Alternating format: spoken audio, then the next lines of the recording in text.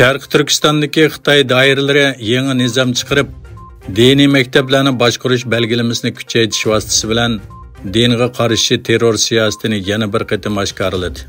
Xitoy tashviqot organi Tangritog' to'rining 4-yanvar xabar qilishicha, atalmış Uyg'ur Avtonom rayonlik xalq qurultiyi doimiy komiteti tarafidan yangidan tuzilgan atalmış Uyg'ur Avtonom rayonining diniy ishlar nizomi e'lon qilingan.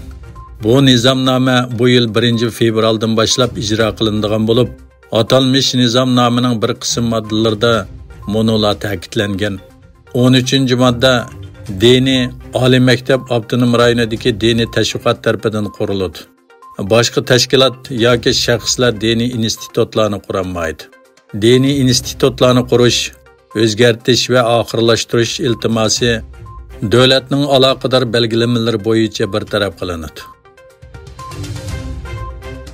Amerika Davlat ishlar kotibi Antony Blinken 4-yanvar kuni Amerikaning 2024-yillik diniy erkinlikka buzg'unchilik qilishda alohida andish qiladigan davlatlar tizimligini e'lon qilgan.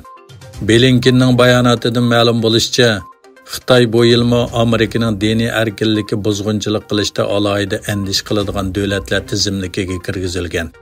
Bu Amerika Davlat Majlisining 1998-yili Yer shari diniy erkinlik qonunini ma'qullab, Amerika Davlat ishlar kotibotligi diniy erkinlikka buzg'unchilik qilishda alohida andish qiladigan davlatlar tizimligini e'lon qilib kelayotgan 25 yildan beri Xitoyning izchil turda yana bir qatim bu tizimlikdan o'rin elishidir. Amerika Davlat ishlar kotibi o'zining yillik kishilik huquq va diniy erkinlik dokumentlarida Xitoyning Uyg'urlarga qarta irqiy qirg'inchilik va insoniyatga qarshi jinoyat sodir qilishini davomlashtirib kelayotganligi, Beijing hukumati Uyg'urlarning diniy erkinligiga buzg'unchilik qilib, ularning diniy ibodati, milliy an'analarini cheklab kelayotganligini eskartib kelgan. Xitoy Amerikaning 5 davlat mudofaa shirkatiga Tayvanga qurol sotganligi uchun jazo yurgizdi.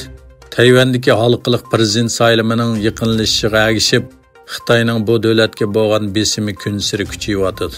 Xitoy Tashqi ishlar ministrligi 7-yanvar bu masala to'g'risidagi bayonotida Amerikaning yaqinda Tayvanga qurol-yarog' setishga qarta Xitoy 5 harbiy ishlab chiqaruvchiga jazo yurgizadiganligini e'lon qildi.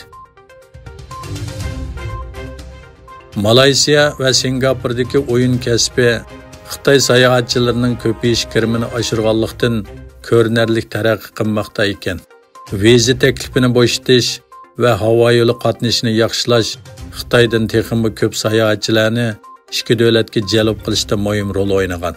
Singapurdagi bir statistika shirkatining bildirishicha, Xitoy sayohatchilari bu ikki davlatning o'yin kasbining ishida ko'rinarli rol o'ynamoqda ekan. Isroilning G'azza rayonining o'tir qismidagi Dayrul Bala shahridagi Aqsa shahidlar doktorxonasini ushquchisiz aeroplan bilan nishonlab, uni palasholga tushirmoqchi bo'lganligi bayon qilindi. Bundan boshqa Isroiliya armiyasining G'azzaning o'tir va janubidagi shaharlarga kechida ilib borgan hujumlarda kam deganda 18 falastinlik hayotidan ayrildi.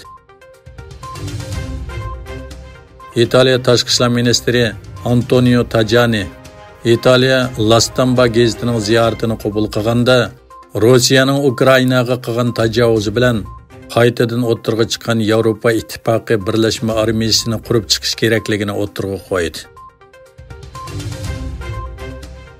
Yerusalim pochta gazetidagi xabarlarga qaraganda Netanyahu bexatarlik va kabinет yig'inlariga qatnashgan barliq ministrlarning yolg'on siniqini o'z ichiga olgan ko'p taraflamalik siniqiga munosabatli qonun o'tirg'a qo'yishni planlaganligini bayon qilgan.